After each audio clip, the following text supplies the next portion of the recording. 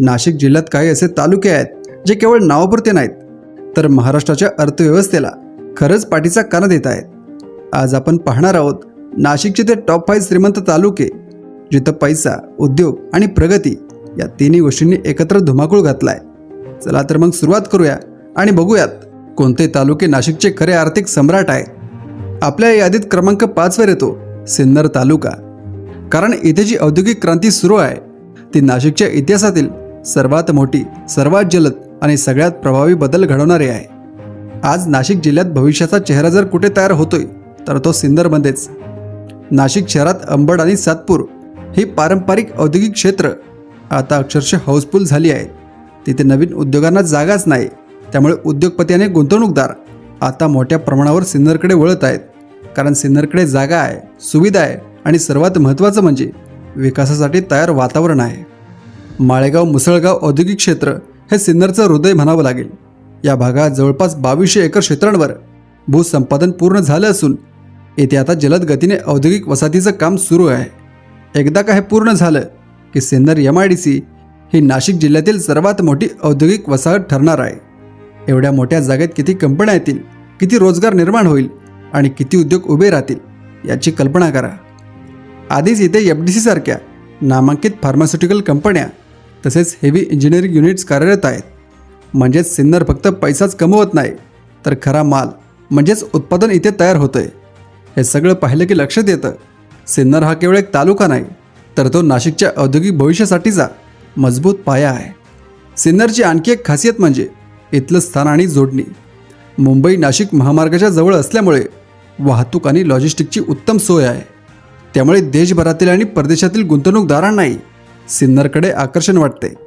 पायाभूत सुविधा, मनुष्यबळ आणि प्रशासनाचं सहकार्य या सगळ्या गोष्टी एकत्र आल्यावर विकास थांबवणे अशक्य असतं आणि हेच सध्या सिन्नरमध्ये घडतंय. आता आपल्या यादीत 4थ्या क्रमांकावर येतो त्र्यंबकेश्वर तालुका. हा तालुका थोडा हटके आहे, कारण इथे ना सिन्नरसारखी मोठी औद्योगिक वसाहत आहे, ना निफाडसारखी द्राक्ष बागांची शृंखला आहे. तरीसुद्धा त्र्यंबकेश्वर आर्थिकदृष्ट्या मजबूत आहे, कारण इथे आहे धर्म आणि पर्यटन. त्र्यंबकेश्वर हे भारतातील 12 ज्योतिर्लिंगांपैकी एक आहे आणि त्यामुळे या ठिकाणाला एक वेगळीच ओळख आहे. वर्षभर देशभरातून आणि परदेशातून लाखो भाविक इथे दर्शनासाठी येतात. कुंभमेळ्याच्या काळात तर संपूर्ण तालुका भरून जातो. रस्त्यापासून घाटांपर्यंत भक्तांची गर्दी असते. या सततच्या भाविकांच्या ओघांमुळे त्र्यंबकेश्वरमध्ये स्पिरिच्युअल इकॉनॉमी म्हणजेच धार्मिक अर्थव्यवस्थेचं एक ताकदवान जाळं तयार झालं आहे. इथल्या अर्थव्यवस्थेचा पाया म्हणजे सेवा क्षेत्र, हॉटेलिंग, लॉजिंग, छोटे मोठे भोजनालय, पूजा सामग्री विक्रेते, पुजारी, स्थानिक गाईड, फुलवाले, टॅक्सी चालक, फोटोग्राफर हे सगळे या धार्मिक पर्यटनामुळे रोजच्या रोज कामात व्यस्त असतात. म्हणजे त्र्यंबकेश्वरमध्ये जरी मोठे कारखाने नसले तर इथे ग्राहक कधीच कमी पडत नाही. भाविक 24 तास हजर असतात आणि याच गर्दीतून हजारो लोकांचा रोजगार चालतो. या गर्दीचा थेट परिणाम स्थानिक अर्थव्यवस्थेवर होतो. पर्यटनामुळे इथले जमिनीचं मूल्य प्रचंड वाढलं आहे. रस्त्यालगतच्या दुकानांपासून लॉजिंगपर्यंत सगळ्यांचा व्यवसाय फुलतोय. काही लोकांनी घरं सुधारून ती गेस्ट हाऊस किंवा होमस्टे म्हणून सुरू केली आहे. आपल्या यादीत क्रमांक 3 वर आहे इगतपुरी तालुका. हा तालुका म्हणजे नाशिक जिल्ह्याचा लॉजिस्टिक आणि कनेक्टिव्हिटी गेटवे आहे. म्हणजे नाशिकचा सगळ्यात जोडलेला आणि वाहतुकीच्या दृष्टीने महत्त्वाचा भाग. इगतपुरी मुंबई नाशिक महामार्गावर अगदी मध्यभागी बसलेला आहे. त्यामुळे मुंबई, ठाणे, पुणे आणि नाशिक या सगळ्या शहरांमधून होणारा मालवाहतूक प्रवास इथूनच जातो.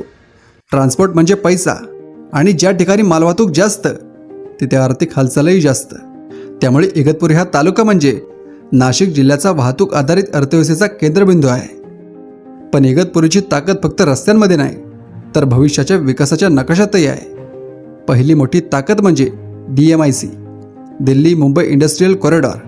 हा केंद्र सरकारचा हजारो कोटींचा प्रकल्प आहे, ज्यामध्ये इगतपुरी एक प्रमुख केंद्र ठरणार आहे.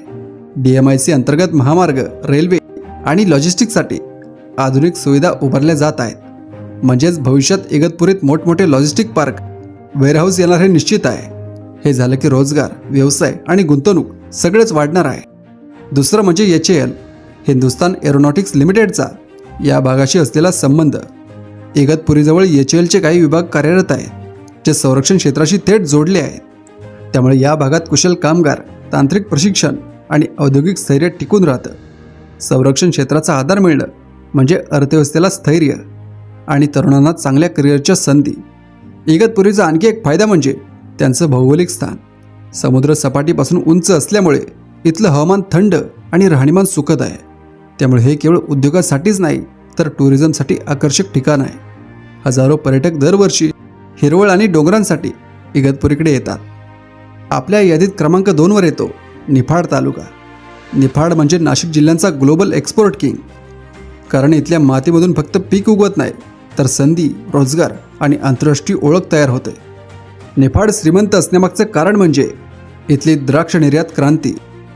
1925 साली रावसाहेब जयकुमार कृष्ण गायकवाड यांनी ओझरमध्ये द्राक्ष शेतीचं आधुनिक रूप सुरू केलं आणि तिथूनच एका नव्या युगाची सुरुवात झाली.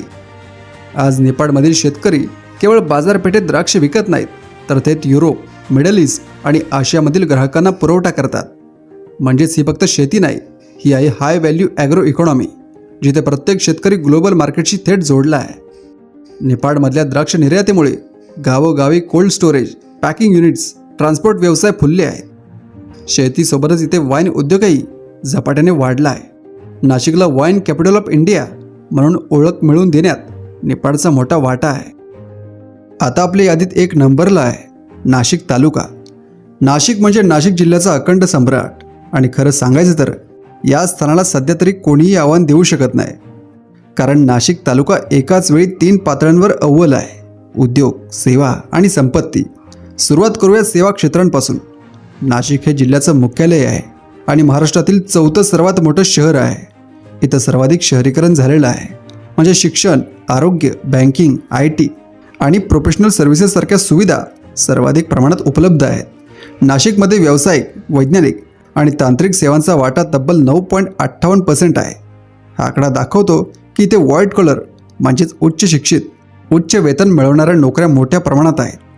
नाशिक हा तालुका फक्त उद्योगावर चालत नाही तर सेवा क्षेत्रातून सतत पैसा आणि रोजगार निर्माण करतो. दुसरं महत्त्वाचं कारण म्हणजे नाशिकचा स्थापित औद्योगिक पाया. अंबड आणि सातपूर MIDC ही नाशिक जिल्ह्याची ओळख आहे. दशकांपासून इथे सिमेन्स, महिंद्रा यांसारख्या दिग्गज कंपन्या कार्यरत आहेत. नाशिकमध्येच भारत सरकारचा प्रेस आणि प्रसिद्ध करन्सी नोट प्रेस आहे. म्हणजेच औद्योगिक आणि सरकारी दोन्ही क्षेत्रात हा तालुका मजबूत आहे. यामुळे रोजगार, प्रशिक्षण आणि स्थैर्य तिन्ही गोष्टी नाशिकमध्ये टिकून राहतात. आणि आता येतो नाशिकच्या संपत्ती संचयाचा मुद्दा. नाशिक तालुक्यातील जमिनींचं मूल्य म्हणजे थेट श्रीमंतीचा मापक. वडगाव, काळवी आणि आसपासच्या भागांमध्ये निवासी जमिनीचे दर जवळपास 18 लाख प्रति हेक्टरपर्यंत गेले आहेत. इतके जास्त दर म्हणजे लोकांची मालमत्तेची गुंतवणूक प्रचंड आहे. रिअल इस्टेट, व्यावसायिक जागा आणि गृहनिर्माण प्रकल्पामुळे येथील भांडवल सतत फिरत आणि वाढत आहे. या तिन्ही शक्तींच्या जोरावर नाशिक आजही नाशिक जिल्ह्याचा आर्थिक सम्राट आहे आणि पुढच्या काही दशकांतही हा मुकुट त्याच्याच डोक्यावर राहणार आहे. तर मित्रांनो, हे होते नाशिक जिल्ह्यातील टॉप 5 श्रीमंत तालुके